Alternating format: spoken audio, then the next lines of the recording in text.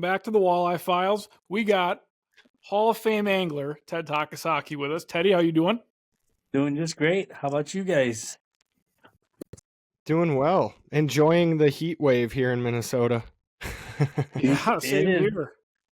It's truly amazing. I mean, this has not been, I'm not even sure if it's good or not because it's so warm. I mean, there's some ice out here, but not as much as it should be.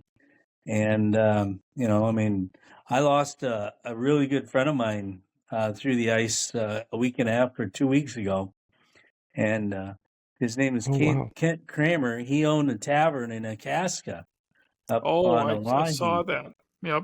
And yeah, I mean, him and his either uncle or friend of his, they went down in a truck, on Hawaii. So, it's ice is never safe, let alone, when it's thick and then all of a sudden the current eats through it, and it's a tough deal. Yeah, that's some scary stuff. I just got off the lake a little bit ago, and I was driving my 3/4 ton out there, and the whole time I'm like, I don't like this at all. 50 degrees and, windy, and yeah, not fun. Yeah, all the conditions for things to just go wrong in a hurry. Yeah, absolutely. Well, I was on Erie many, many years ago, and there was probably about 1.5 feet of ice. And, I mean, I was just jigging and I could see my line kind of going off to the side a little bit. And I mean, literally within 10 minutes, I mean, that went from 1.5 feet to 8 inches, just like that. Wow. And I said, oh, we got to get going. Yeah. That's actually the only place I've ever fallen in was Lake Erie. Really? You fell through? Yep. Through about 2015. I fell through the ice there. Yep. God, that's scary. I mean, how deep of water were you? Deep enough to go under? Oh yeah, we were 6 miles out. Fell right. The crack split in half. Fell right through. I was fortunate enough to be wearing some striker suit with some flotation in it, and just kind of rolled out. And it's one of those where you look around, and you're like, "Oh my God, what just happened?" But yeah, scary. Oh man, I don't ever want to experience that when I'm looking up and saying, boy, that wasn't very smart. Yeah. Yeah, absolutely. I know we got some friends that live out in Ohio, and they're sitting on the ice right now out there. So hopefully they're catching some, but man, that's some scary stuff sitting on that lake. Yeah, here in South Dakota, we've only had a couple stretches of real short stretches of 10 degrees, 0 degrees. Other than that, it's been 40 to 50 a lot. Yeah. So who knows? It's not good. No, it's not. And down here, we don't have any snow. So, when you're driving out there, you can see all those massive cracks and stuff. It's a little unnerving, But got to be careful. All right. Yeah. So Ted, let's kind of start with can you tell us who is Ted, and where are you from, and what year you started fishing the National Walleye Tour, or the predecessor to that? Well, who is Ted? Just Ted. That's it. Just another fisherman. That's all it is, And no, my dad took me fishing when I was younger, and we went to these little creeks and ponds, private ponds, or little ponds around central Illinois. There were no walleyes out there, and we caught a lot of bass and catfish and bullheads and that type of stuff. I didn't even know what a walleye looked like until I graduated from college, and my buddy and I, we went to Lake Okoboji, Iowa, and we caught this fish, and we looked at it and said, I think that's a walleye. And he said, yeah, I think it is too.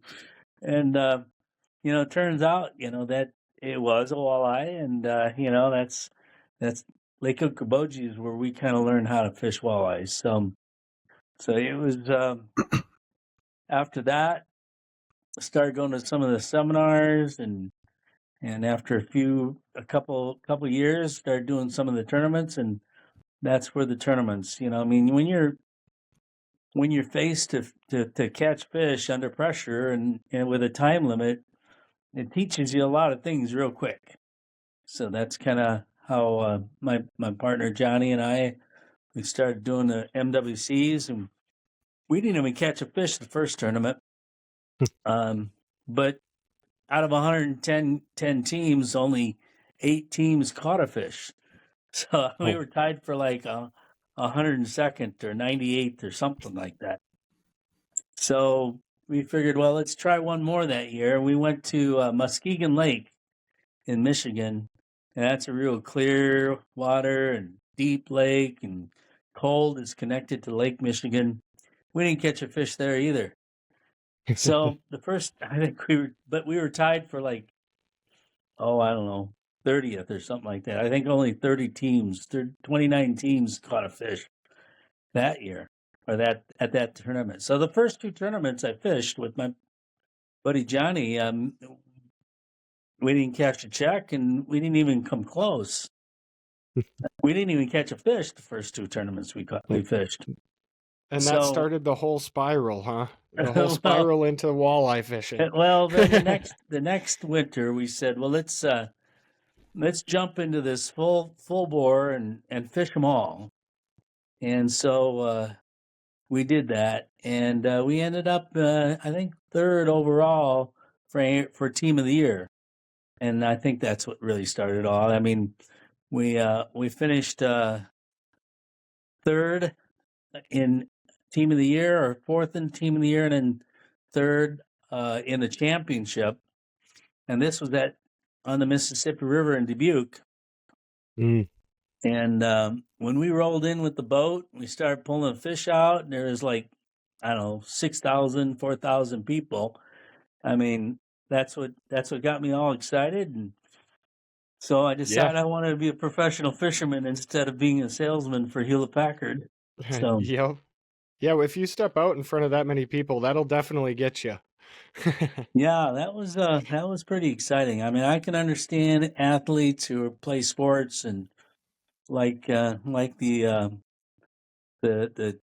crowd and the exhilaration of doing well in front of a lot of people and the television and everything else. So that's kind of how it all started for me, anyway. So let's think about your overall your career. And obviously you don't need an introduction, Ted. You're a Hall of Fame angler. 1995 PWT Top Gun, which is your Angler of the Year. 1998 PWT Champion. You're the PWT record holder for the largest weight in a tournament in a single day. 2009 FLW Tour Champion in Red Wing, Minnesota. And the list can go on and on. You've got a lot of accolades. What has really set you apart over the years? What is something that you do that sets you apart? Because obviously you've had a lot of success over the years, and there's a lot of people that are good fishermen, and it just doesn't work out. I would say probably the best advice I can give anyone is to treat others like you'd like to be treated. And everybody that comes up and wants either an interview or an autograph or a kid, I'll give them a hat or a T-shirt or whatever it is, and those are the kind of things that I think people enjoy and like. And I mean, I'm not that. I mean, I'm an okay fisherman, but there's a lot of fishermen out there that are a lot better than me. I just think I took whatever I did and ran with the ball and crossed a couple finish lines and got a little bit lucky and got the right people involved. And I jumped into television right away. And I remember Midwest Outdoors. They were the television program back when I started. I actually asked the director of programming and the cameraman. I asked them, what do I do to get on television more? And they, we started talking, and I decided that I'd pay them to do a video, a VHS videotape. and it cost me 10 grand. But wow. they also went to a lot of these different locations like Erie and Hawaii and different locations where we shot and filmed enough video to fill a 60-minute videotape, but all that video went on television, and that's how it all started. I paid to be on television, and Yeah, isn't it funny how that kind of changes? Because nowadays everybody's got access to a smartphone and a right, Facebook account and Instagram account, and that exactly. just wasn't the case. No, not back then. I mean, you had to be on television in order to get any kind of notoriety at all. I mean, who were the big television stars, the fishing television stars back then? That was Al Lindner and Babe Winkleman and Joe Booker, and I mean Yeah. that was the crew. And so I decided I really wanted to be on television, so I paid to be on television. And then after a while, when I got the job at Lindy Fishing Tackle as president, I took the marketing budget, and where it was 80% print, 20% everything else, and I went 80% television and 20% everything else. And obviously I needed to be on doing the segments and producing the television commercials and all that stuff. And that's really how it all started. So How long were today, you with Lindy, Ted? 10 years. 10 10 years. years. Wow. And in that 10 years, we doubled revenue and quadrupled profits. So we all did pretty good. That's a great way to do it. Yeah, absolutely. So Ted, 1998 PWT champion. Tell me about it. Tell me what was it like? Obviously, like 95, you're the Top Gun. Everybody knew who you were at that point, but winning the whole thing, what is that like? Tell me about it. Probably like somebody winning the World Series, I mean, it's a feeling that money can't buy. I think that's probably the most gratifying thing. I mean, you can't buy a victory like that. And so, I mean, obviously it was very exciting. It catapulted, it really jump-started my career. And I mean, I liken it like to, my hobby is Texas Hold'em poker. And that's my hobby. And but my first Texas Hold'em poker tournament that I won, where I won 53,000 and beat about 120 other poker players. I mean, I was almost excited about that as I was winning the PWT championship.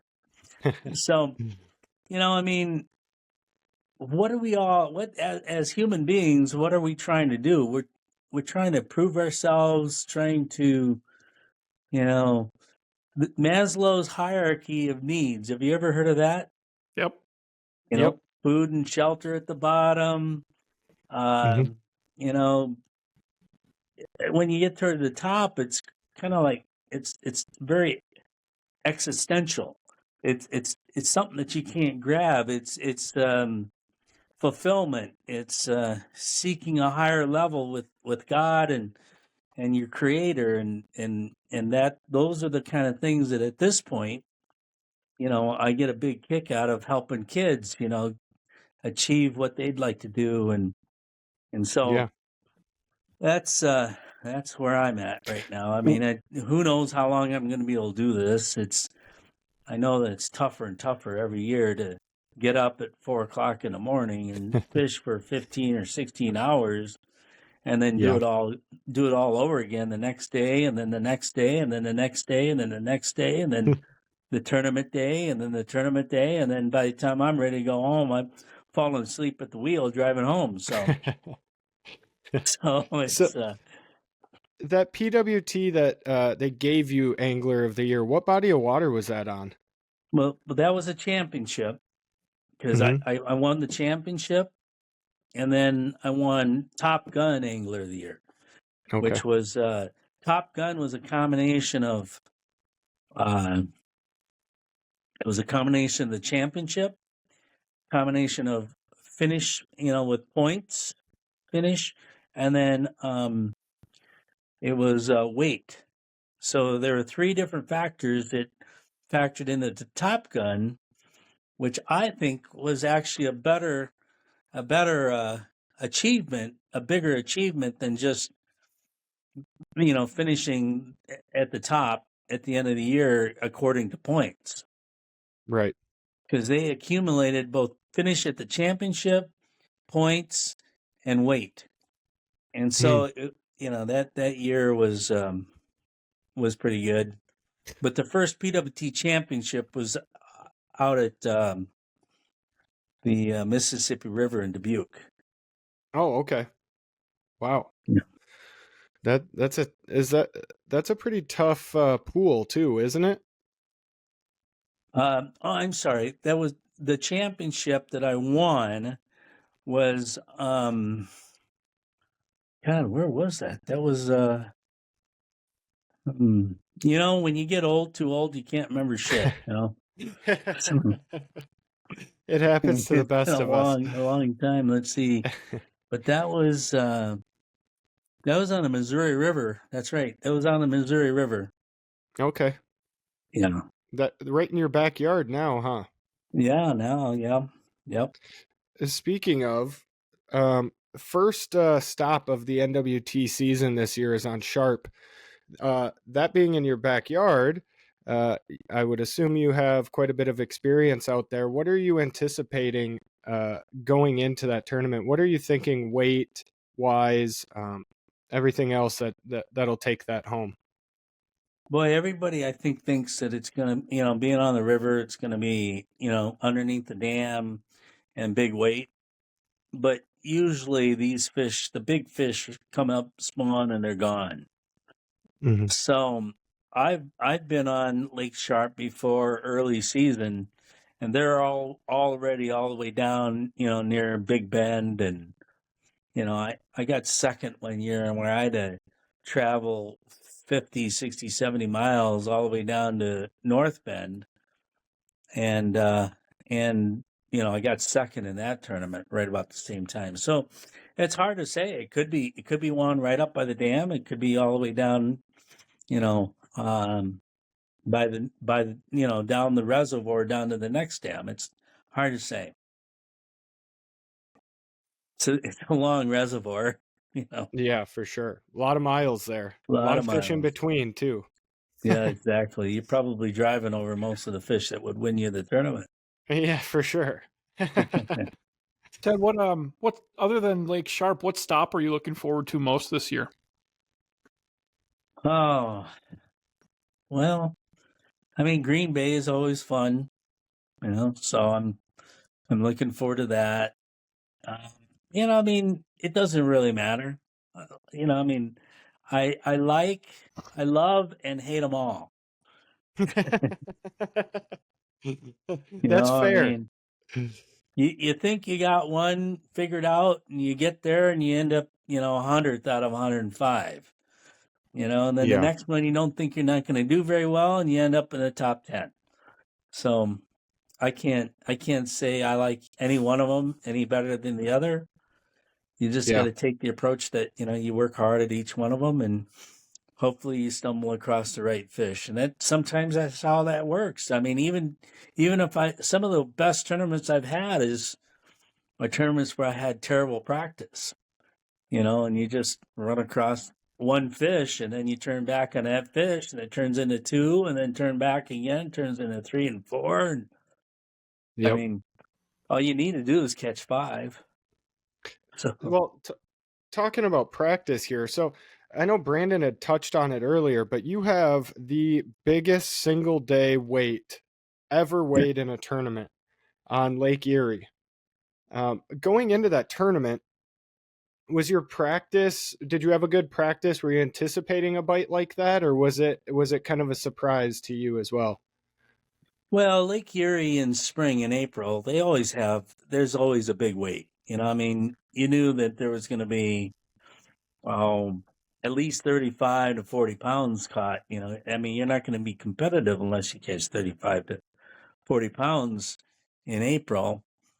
And in this particular tournament, this particular year, and a lot of it has to do with the year class of these fish when they were hatched, and they have to grow at least 10 to 12 years, sometimes 14 years to get to a certain size. And that particular year, all the walleyes that we were catching, I mean, they were just fat all the way from the head down to the tail. I mean, if you can grab a walleye with your forefinger and your thumb, and it's got to be about, if it's like that, it's not a very big walleye. Well, these walleyes, you couldn't get your fingers around their the back of their tail, and wow. they were just thick all the way through. So I mean, I think I had a 12.5 pounder that year that was only 30.5 inches. So I mean, and to get a 30-inch walleye, I mean, you talk about what you're looking for. A 30-inch walleye is a tough walleye to catch. Absolutely. And a legitimate 10-pounder is a very difficult walleye to catch. So, I mean, I've caught a lot of 6, 7, 8-pounders, a few less 9-pounders, but very few 10, 11, and 12-pounders.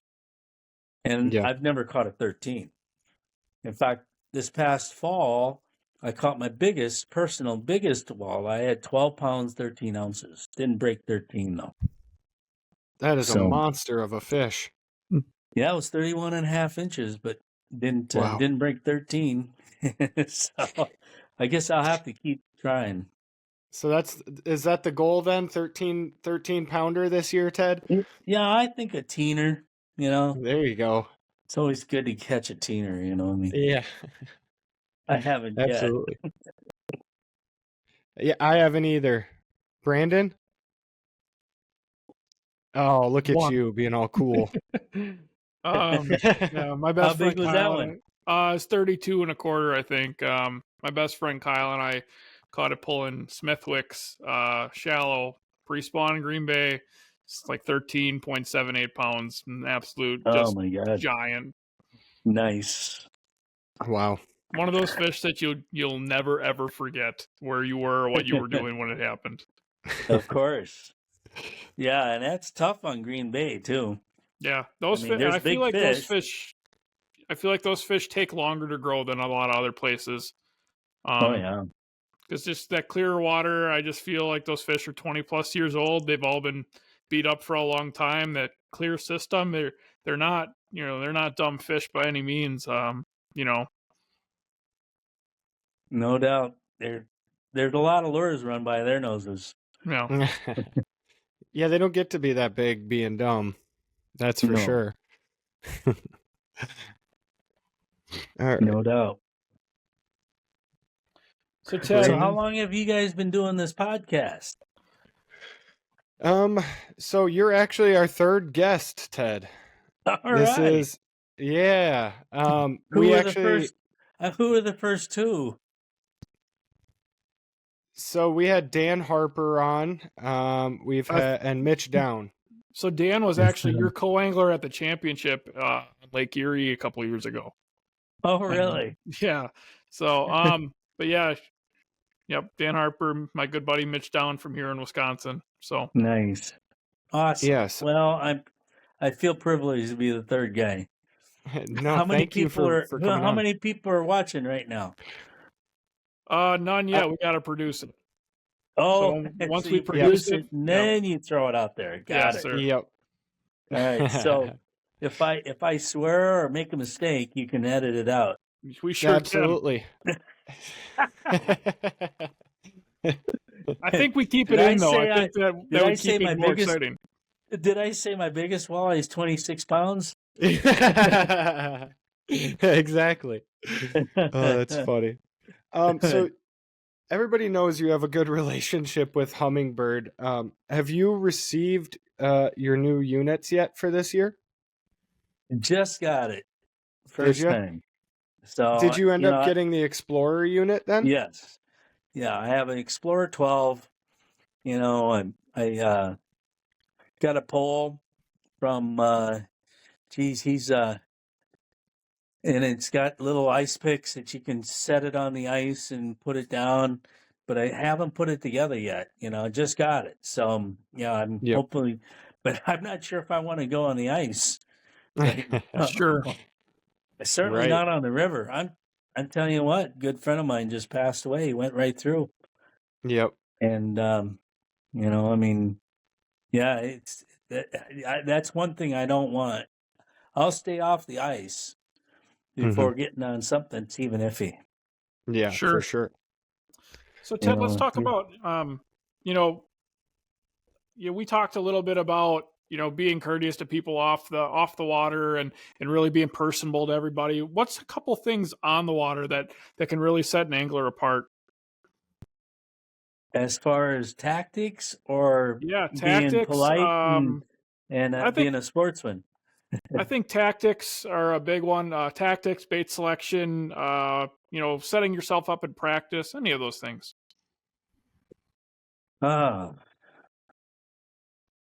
I'd say pay very close attention to the very first fish that you catch in the day. There's a reason why it bit. All right. I mean, I think to me, the most important fish is the first fish of the day because it tells you a lot. It tells you, how deep he is, how fast you're going, what you're doing. Did you twitch the rod if you're jigging? Did you just reel and stop? I mean, the action you put on the lure. I mean, is it color? Is it the size that you use? I mean, I've had tournaments where you had to have the biggest fatheads in a bucket, and they wouldn't touch the smaller ones. I've had tournaments where in the spring, the fatheads, the males are dark and black and have bumps on their heads, and the females are real shiny. I've had it where I had to sort the fathead minnows for the females. And then so the next day I got, I was ended up like in 5th place or something like that the first day. So I went in and had to get some more minnows at the bait shop. So I walked in the bait shop and I said, I'd like 6 dozen female fathead minnows. And you know what he said? He said, buy 12 of them and sort them yourself, right? That's the honest God truth. I could only imagine. Oh, wow. Oh, yeah. That's the honest God truth. So pay attention to what they're biting on, how they bite.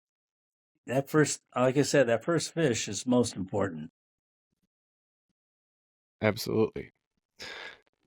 So, Ted, we do a little thing here where we're going to put together a little montage of anglers talking about their tactics for opener, Minnesota opener or Wisconsin opener, whatever that might be. What are some things that you would target right off the bat, structure wise? What lures are you throwing right away? Kind of that kind of stuff. Well, for Minnesota, I mean, it's cold on opener. Water's cold. Fish, I mean, that's why they put the opener in May, I mean, I fished a lot of openers in Minnesota when I was president of Lindy Fishing Tackle, right? And probably the best thing is fish shallow. I mean, that's why people say the fish bite best. And just because it's the warmest. And I've caught a lot of fish up on the tops of rocks. I've caught a lot of fish, in shallow sand in Minnesota. So I'm going to say current. Current's important in Minnesota and during opener. So those would be the 3 things I'd be looking for: is current, shallow, and warmer water. And so when you're so during opener, you're with the colder water and stuff. Do you tend to slow down quite a bit, or are you paying more attention to your speed or your cadence if you're pitching, say, a jig and a minnow, which a lot of Minnesotans are going to be doing? Well, I mean, again, man, I've caught walleyes at opener, going real fast. I mean, they wouldn't take it. Like I was up on Baudette, one opener, and I'm going real slow, real light, real small, just like they write in the books. And then, well, I wasn't catching nothing, and so I threw a crankbait on, and I started trolling at 2.5 mile an hour, 3 mile an hour, and boom, boom, boom. So, I mean, there are no fast and hard and fast rules. I think it's a matter of just trying a lot of different things at the beginning of the day, and then see what they bite on. You got to let the fish tell you what they want. Yeah, absolutely. I know that's a big thing here on our local lakes too. You'll see a lot of guys. It's almost about 50-50. You'll see some guys sitting real deep, and you'll see some guys sitting real shallow. And it seems to me, but who am I to say? But it seems to me that most of the fish that I'm catching that time of the year, I'm just going to sit right on the weed lines, and I'm going to either troll crankbaits, stick baits, or jigging a minnow isn't going to leave my hand for the first, 2 weeks at least. Yeah, I mean, Minnesota opener is always jigging a shiner or jigging a minnow. Seems like, and there's nothing wrong with that. I mean, I've had places in cold water where, I had to snap the jig. In fact, this was kind of a funny story. I was fishing with Dale Stroshine and a cameraman, and we're on the Fox River in Wisconsin, and we're jigging walleyes, right below the dam, and where the water was coming out, and we go up by the dam and slip back, and you're doing typical just lift and drop, or kind of just working the bottom. And then, I just, we went back, we didn't catch anything for the first, 6 drifts. So went up for the 7th drift, and, I dropped the jig down, and then I don't know what I was doing. I was just messing around. I just snapped it. And as soon as I snapped it and dropped, boom. I mean, I mean, it was a big fish, and we got it up there. That's right. This is with John Gillespie. I remember this. Wisconsin Waters and Woods. And so this is a big fish. I mean, I told John, man, this is a big fish. And he comes racing over like he always does on television. Teddy, don't lose that fish. We need that fish for the camera, and says, yeah, I'm not trying to lose it. and so we bring the fish up, and then as soon as we saw that fish, I mean, this was a 12-pounder.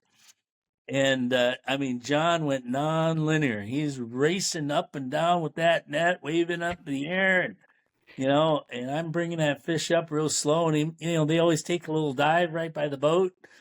And I'm bringing that fish back up. And I says, John, okay, I think he's about ready. And John reaches down there, snap, just shoves that net into the water and smacks that fish right on the nose. Oh.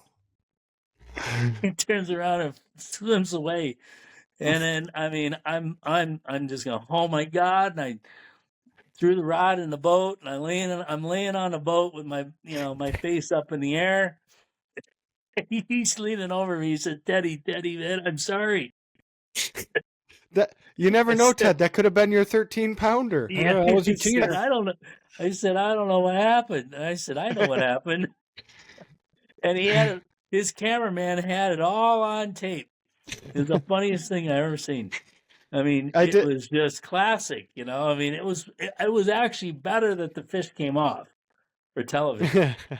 So we proceeded after that. We went back up to the top of the dam. We drifted down, and then I thought, all right, I think I got it. I snapped it. Boom, 6-pounder. Snapped it again, 5-pounder. I mean, I probably had Dale and John down by 6 fish before I told them what I was doing. That's the You know? tournament angler in you. Well, I mean, I had to make sure that it was the right thing. I mean, you never know until Yeah. you catch like 6-0. So finally after that, I tell them, well, you might want to snap the jig. And then they start catching fish, and we ended up with a great show, But if there's one thing I can tell people, pay attention to what you're doing right before you catch the fish. Absolutely. Did that fish that you lost at the boat, did that make it to the show? Oh yeah, Did it? Oh, that's yeah, great. yeah, no doubt. Yeah, I mean the cameraman had the whole thing. I mean, Oh, that's funny. literally, that it was a big fish. I don't know how big it was, I mean, but it was at least, well, I figured 12 pounds, but it was at least 10 anyway. But so, I mean, John with the net, the Frable, how he said, get the Frable. He grabbed that Frable, and I mean, he stabbed at that fish right on the nose. And jig Oh, pops man. out and goes zinging right past my ear.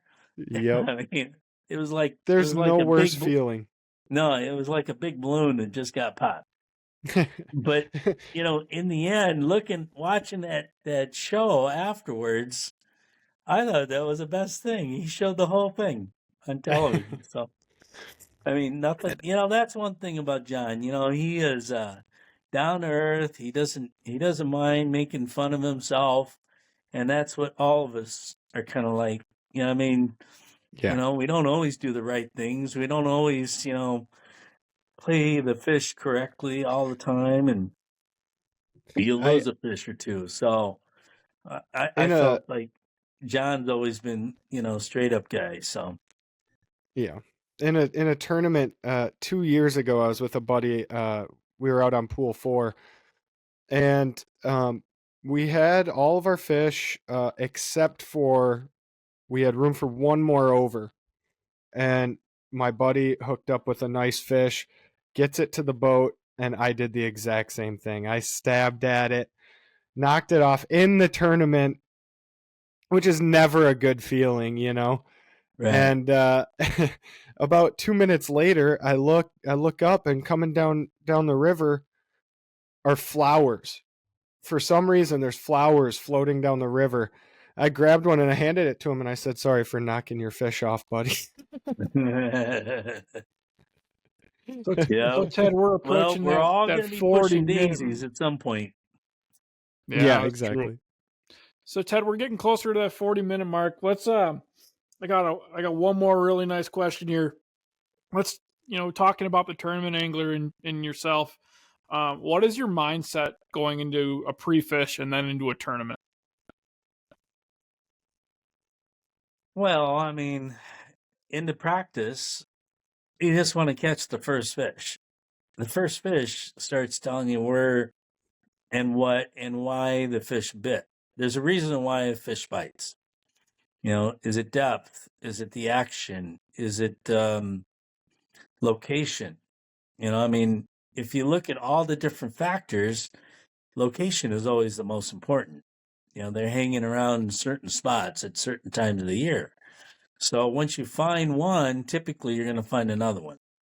So if people out there want a tip, it's remember what you did right before you caught the fish.